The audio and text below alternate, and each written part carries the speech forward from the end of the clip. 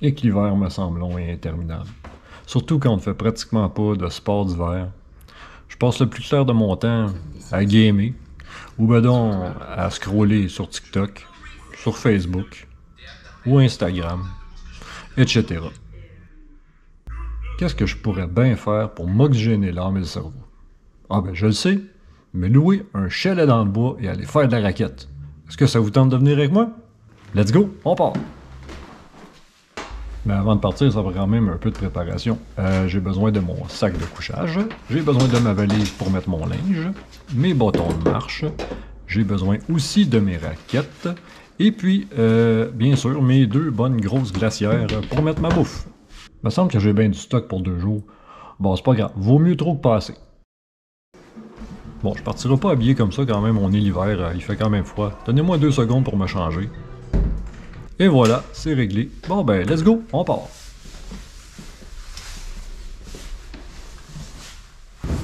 Alors, on s'en va où, Stéphane? Ben, on s'en va dans la ville d'Oka, qui est une municipalité qui est considérée comme faisant partie de la région métropolitaine du Grand Montréal, malgré qu'elle est située dans les Laurentides et à une distance d'environ 50 km du centre-ville de Montréal. Et plus précisément au Parc national d'Oka, un parc qui est géré par la CEPAC, la Société des établissements de plein air du Québec.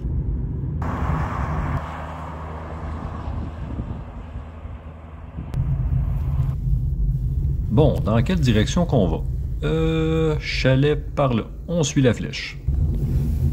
Au Parc national d'Oka, dans le secteur du Méandre, il y a 10 chalets compacts disponibles en location toute l'année. Et voilà, on est arrivé, terminus, tout le monde descend, Méandre 95. À peine arrivé, je défais tout mon stock, puis c'est déjà l'heure du souper, ça tombe bien parce que j'ai faim.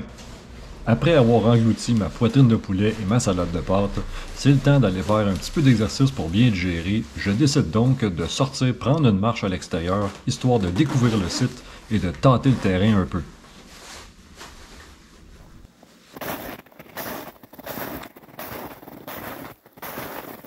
Là, on me voit pas parce que c'est le noir total ici. La seule affaire qu'on entend dans les parages, c'est mes pas dans la neige. Effectivement, quand on marche dans le bois et il n'y a pas de lampadaire avec un ciel nuageux, c'est noir, opaque. La promenade a quand même bien été. J'ai lâché une coupe de rotte de santé, histoire de bien digérer mon souper.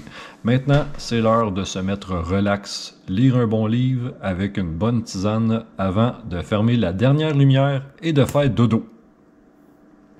Au petit matin, je me réveille avec une température très confortable à l'extérieur de moins 18. Il va falloir que je m'habille chaudement.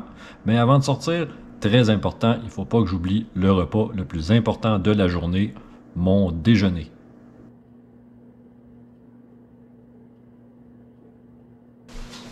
Après avoir bien mangé, avoir pris une bonne douche et m'habiller, il est temps de sortir, aller affronter cette température glaciale. Malgré le froid, on a un magnifique soleil ce matin, c'est vraiment cool, mais changement au programme, avec le peu de neige qu'il y a, c'est pas nécessaire de prendre les raquettes, je vais plutôt opter pour de la simple marche, de la randonnée pédestre. Maintenant, profitons ensemble de la nature qui s'offre à nous, cette belle zénitude hivernale.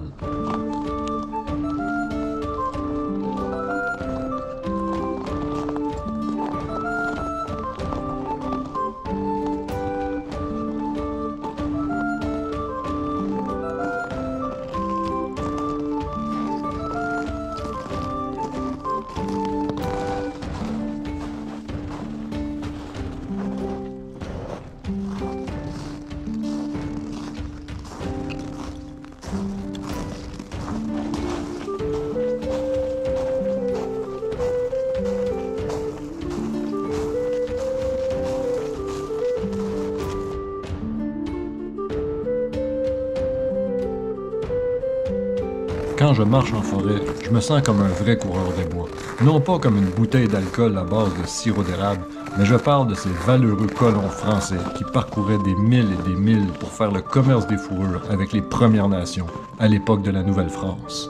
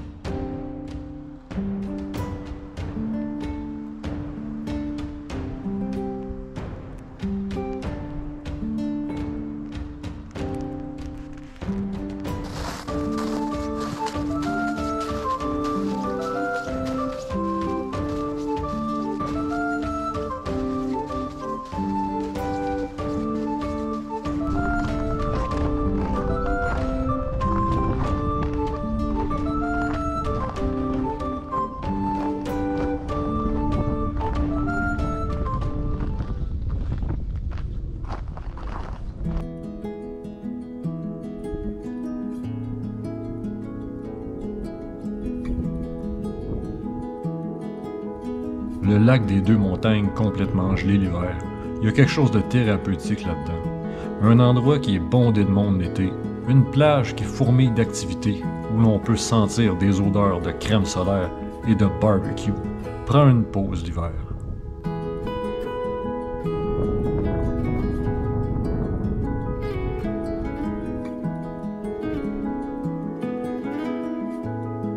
C'est comme si le temps s'était arrêté. Le seul son que l'on entend, c'est le bruit du vent. Je resterai des heures et des heures ici, à contempler. Mais j'ai trop froid. Il faut que je rentre me réchauffer. Ah, le poste d'accueil. Entrons vite à l'intérieur.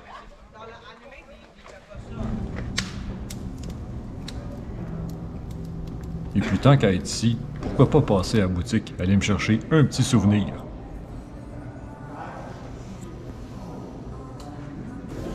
Ouais, j'ai trouvé quelque chose de pas pire pantoute.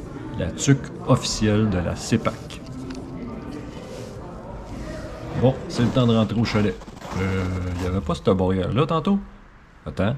Sortie, place communautaire, plage. Attends, je suis perdu, là. On est où, là?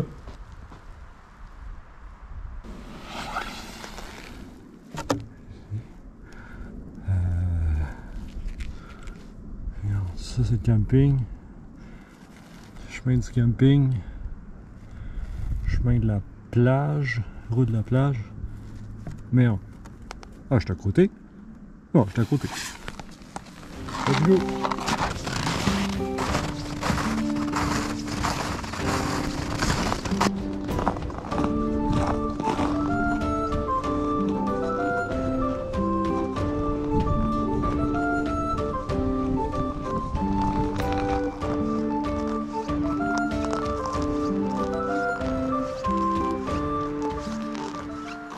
Le Parc national d'Oka a été fondé en 1981. À l'époque, il s'appelait le Parc Paul Sauvé en l'honneur de Paul Sauvé, un ancien premier ministre du Québec et un homme politique bien connu dans la région des Deux-Montagnes. Ce n'est que le 21 juin 1990 que le parc fut renommé Parc national d'Oka. Outre la raquette, au Parc national d'Oka, on peut faire plein d'activités, entre autres l'hiver. On peut faire de la randonnée pédestre, ce que j'ai fait ce matin. On peut faire de la trottinette, de la glissade. On peut faire de la pêche blanche, qui est de la pêche sur la glace. Et on peut faire aussi du fat bike, les vélos avec des grosses roues. Et l'été, ben, on a de la baignade, on a du vélo, on a du kayak, on a du pédalo, on a du surf sur pagaie, on a observation de la faune, il y a aussi de la randonnée pédestre aussi à faire en été. Bref, il y a de quoi faire ici au Parc national d'Oka, été comme hiver. On ne peut pas parler du Parc national d'Oka sans parler du fameux calvaire d'Oka. Il a été conçu entre 1740 et 1742 par les Sulpiciens dans le but d'évangéliser les Premières Nations. Il s'agit d'un chemin de croix comportant 7 stations représentant la Passion du Christ. Aujourd'hui, ça reste un lieu de pèlerinage, mais il y a plusieurs pistes de randonnée pédestre qui sont offertes et aussi, on peut y faire du vélo de montagne. Et qu'est-ce qui est cool au Calvaire, c'est que en haut de la montagne, le paysage est vraiment magnifique à couper le souffle. Surtout en automne avec les couleurs, c'est vraiment magnifique. Tout près du Parc national d'Oka, il y a un bâtiment qui vaut vraiment le coup d'œil et qui est riche en histoire. C'est l'ancien monastère des moines cisterciens. Mieux connu sous son nom d'origine, l'abbaye Notre-Dame-du-Lac, elle a été fondée par des pères trappistes français qui avaient été expulsés par des mesures anticatholiques lors de la Troisième République française de 1880. Le bâtiment actuel date de 1917, c'est le 4e monastère. Les 3 autres ont tous été rasés par les flammes. La communauté a quitté le monastère en 2009 pour aller s'installer dans un plus petit monastère situé à Saint-Jean-de-Mata, plus petit et mieux conçu pour eux. De nos jours, l'ancien monastère sert pour des réceptions, des mariages et il sert également d'auberge.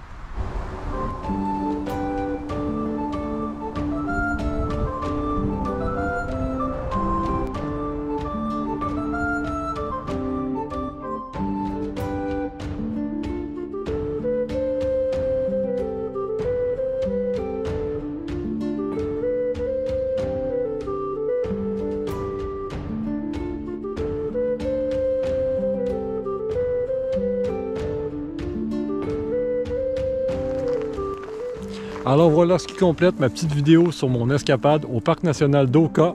Petite balade en raquette qui s'est transformée en randonnée pédestre. C'est pas grave, j'espère que quand même vous avez aimé ça.